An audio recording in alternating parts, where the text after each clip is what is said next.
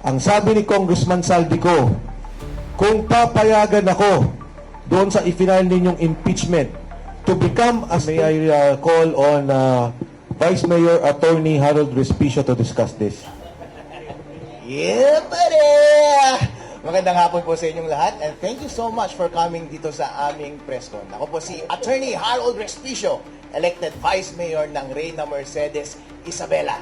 Ako po ay nagre-representa ng lahat ng Pilipino, lahat ng probinsyano, lahat ng Ilocano, lahat ng Tagaluzon, at lahat ng mga kumokontrang elective official laban sa administrasyon na ito. Dahil hindi totoo ang sinasabi nila na may solid north. Hindi totoo na solid ang mga probinsyano at Ilocano sa kanya. Kasama namin si Chavito.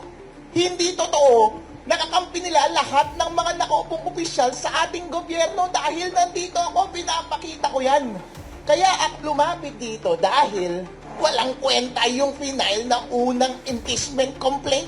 Kakaunti. Diskarte nila yun para wala nang maayos na umandar na impeachment complaint. Kaya nung nakita ko na yung mga may track record na successful impeachment, mga successful endorser, number 1 na political lawyer sa ating bansa at napakakapal na papeles at napakakapal na ebidensya, sali ako dyan. Dahil gusto nating matanggal ang ulo ng korupsyon sa ating bansa. At hindi ninyo pwedeng sabihin na puro aligned sa Duterte ang grupo namin. Dahil ako ay lone wolf lamang, wala akong kakampi. Lahat kinakalaban ko, basta masama, kakalabanin kita. Kaya nandito ako para patunayan na merong totoong nangyaring graft and corruption. Ito po ang discussion namin sa aming complaint. Naniniwala ba tayo, meron pa bang doubt na merong malawak ang nangyari na nakawan dito sa ating bansa? Inamin na nila, hindi ba? At inamin na rin nila at alam na rin natin na ang grupo nila ang nagnakaw.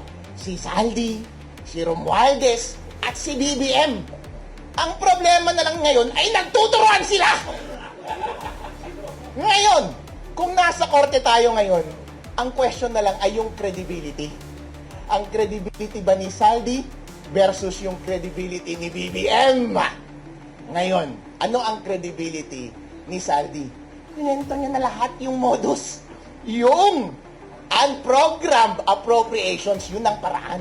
Ang pagnanakaw sa budget ng PhilHealth. Nagkasakit si Congressman Jing Paras. Hindi na siya makakakuha ng benefits sa PhilHealth. Yung aking bangko, kapag na-bankrupt, wala na akong makukuhang pera dahil kinuha na nila yung pera sa PDIC. Kwinento na ni Saldi lahat ng kanilang paraan specific. Nagde-deliver ng mali-maleta sa Malacanang, sa Falls Park, 2 billion. Ayun no, ang daming pera, bilyong-bilyong salapi ang dinideliver amongst them. Yun yung isang side ng credibility. Ngayon, tignan natin yung isang side ng credibility. Anong sagot? AI. What?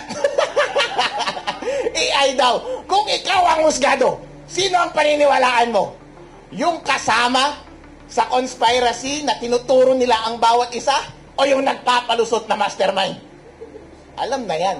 Kapag ikaw ang husgado, convicted yan. Kaya ang tanong lamang, ang simpleng question lamang on the ground of graft and corruption dito sa aming impeachment complaint, maniniwala ka ba kay Saldi? Kapag naniniwala ka kay Saldi at hindi ka naniniwala sa palusot ni BBM, impeach dapat si BBM dahil ground for impeachment ang graft and corruption. Dagdag lang ako, no? Hindi lang graft and corruption. Yung pagtanggap ng 2 billion per month SOP or 57 billion na kickbacks, allegedly, na dineliver ni Saldico sa kanya, ay President Marcos Jr., the respondent in our impeachment complaint, yan po ay violation ng Constitution, culpable violation. I'm referring to Article 7, Section 13. Bawal ang conflict of interest. Bawal kumuha ng kickbacks. Bawal tumanggap ng regalo sa mga transaksyon sa gobyerno. Saan ba galing itong 57 billion or 2 billion per month? Sa mga kontraktor po ito na may transaction sa gobyerno. Yan ang culpable violation of the Constitution of the President aside from Republic Act 3019 anti-graft law. Dalawa po ang kanyang violation dito sa kickback scheme or SOP na sinabi ni Saldi Co. Yung bribery ay kasama na sa graft and corruption, kasama na rin siya dito sa Article 7, Section 13 of the Constitution. Just a short, alam mo, si Saldi, personal friend ko. At sinabi niya talaga yung mga sinasabi niya tungkol kay Marcos. No? In fact, he told me na baka tanggalin na siya sa Appropriations Committee dahil hindi siya nakadeliver sa amount na napakalaki na hinihingi nila Marcos Jr. at pamilya niya.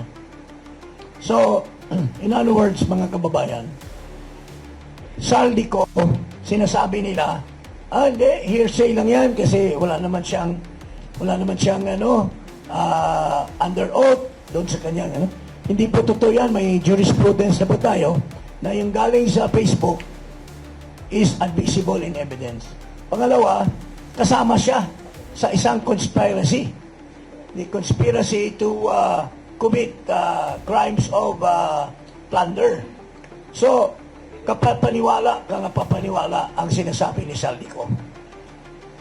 So, yun po, kaya dito sa complaint namin, in-emphasize namin yung mga ebidensya against Marcos sa mga diniliver na pera.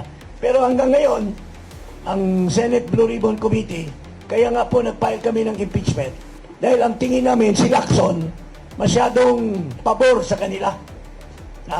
Hindi niya pinatawag si Bersamin, hindi niya pinatawag si Amina. Tingnan mo si Amina, katuwang pa ni Mike, defensor sa kasal. Dapat yun, isasalang yun.